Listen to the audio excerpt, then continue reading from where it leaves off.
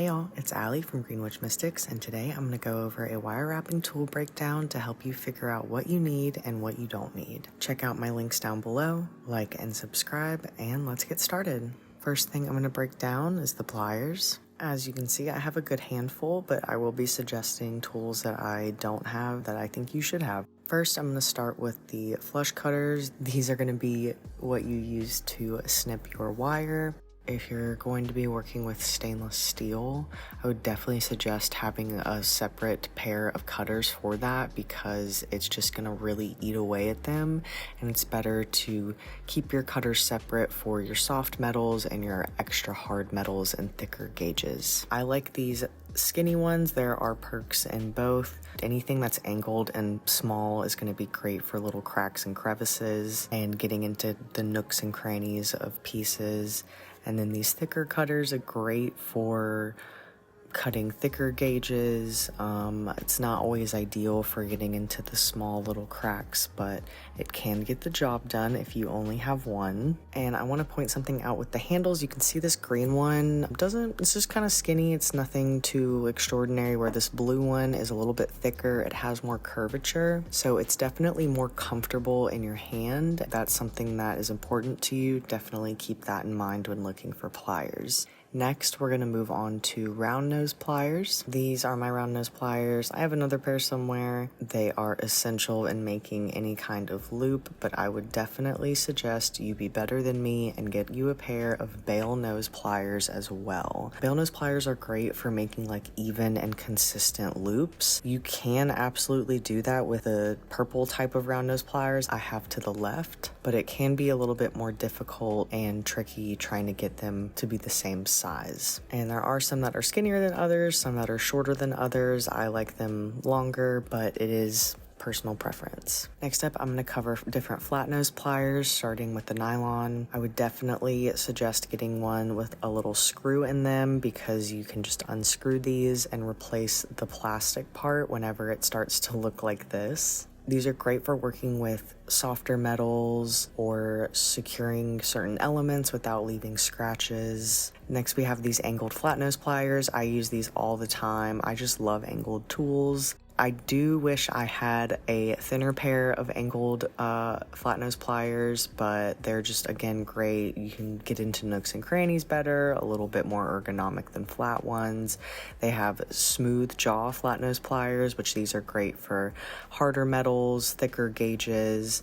And then these, some people call these needle nose pliers or like micro flat nose pliers. You can see mine at the very tip is kind of messed up, so be mindful to not use these with super duper hard metals, or again, have two different pairs. Comparing the two, you can definitely see big difference in the width and thickness.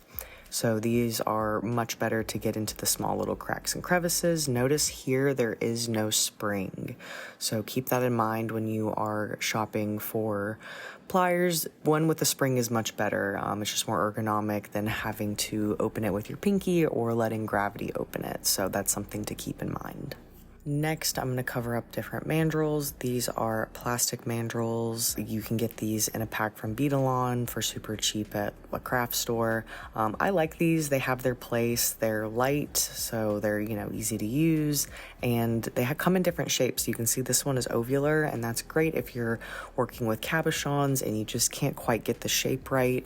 They have square and triangular shapes, so it's just good for working with different shaped stones, or if you want to make like certain outlines. The cons with these is that you can't really hammer anything into place, and they don't really come with any ring sizes or sizing, so you're not, if you're trying to make rings, it's not really a great way to measure the size out for them. And then we have our ring sizing mandrel. These are affordable, again, lightweight, easy to use. You'll notice that this one has two flat sides, and that comes in handy for creating different styles of ring. I personally like my rings a little bit more squared on the band because it fits more naturally to your fingers instead of having it perfectly smooth, but everyone's a little bit different. I highly, highly suggest if you're making a lot of rings to get a ring sizer like this, because you can see that's a 10 and the 10 didn't quite fit, but this is a 13 and it fit perfectly.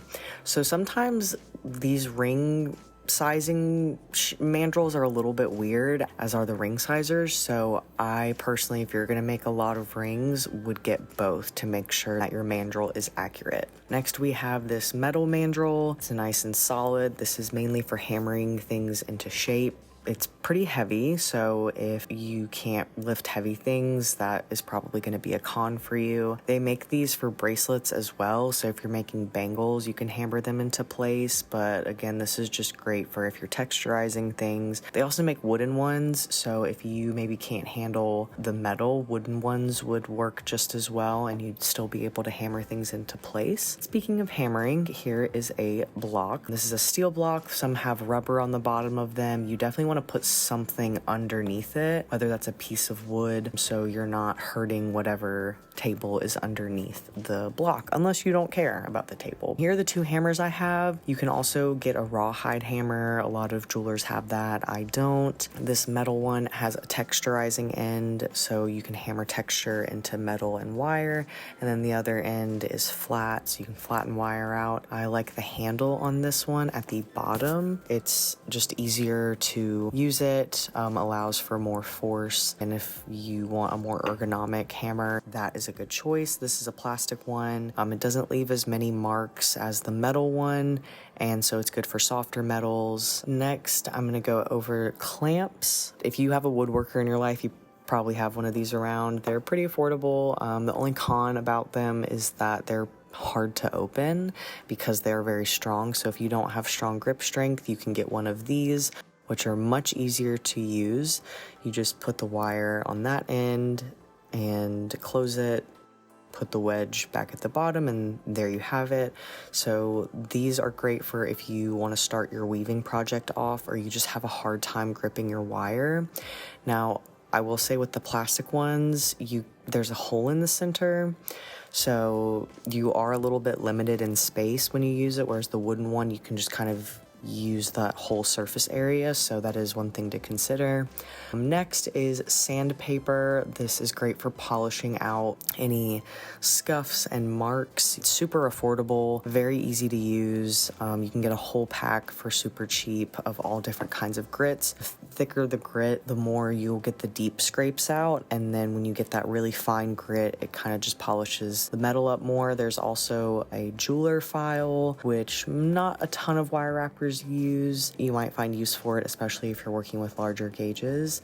And then this is just a polishing cloth. This is great for just maintaining certain pieces. I give all my customers these in their order. It helps just kind of polish up any little oxidation that you might find. So next up we have a Dremel. They make cordless ones and ones with cords. I think the one with a cord is like $5 to $10 cheaper. I definitely prefer my cordless one for a couple of reasons. For one, it's much more lightweight, and two, it's not quite as powerful. The one with a cord, it's very intense, and the lowest setting is pretty high compared to the cordless one. I have heard of people having issues with the cordless one where it stops charging or it just kind of gives out. So that is one con to cordless things, is that they're a little bit more prone, the battery at least is more prone to just kind of giving out. That's something I'd definitely make sure you have a warranty for. If you're going to be oxidizing things with liver of sulfur like copper and sterling silver, I would 100% recommend you get a Dremel and some sort of stainless steel polishing pads and discs. It is so much quicker, it is so much more efficient than using a polishing cloth or steel wool pads to polish and clean your work up. Always wear protective eye gear and some sort of particle mask, because there's going to be oxidation and parts of the stainless steel pads will eventually start to wear off, and there might be some little debris and flakes of metal that you don't want to breathe in or accidentally get in your eye. Now I'm going to go over a couple of measuring tools that you might find helpful. The first one is called a caliper. Batteries are dead on this one right now. It is digital, and when you open and close it, on the screen numbers appear and you can set it to millimeters or inches. So it's just really beneficial, especially if you make like a lot of weaves or you maybe cut your own cabochons or buy your own cabochons. Next is some fabric measuring tape. I like to use this over normal measuring tape because it's sticky on one side, so you can just kind of stick it to whatever surface you're using. Some people use those boards. There's like the crafting boards that you can use for sewing and jewelry, where it has on the base of it all the dimensions laid out, and you can absolutely buy one of those. I don't, because I'm always kind of moving around when I'm making things, so I like to have my tape and measurement things to be portable. Next is masking tape. This is great for temporarily securing cabochons.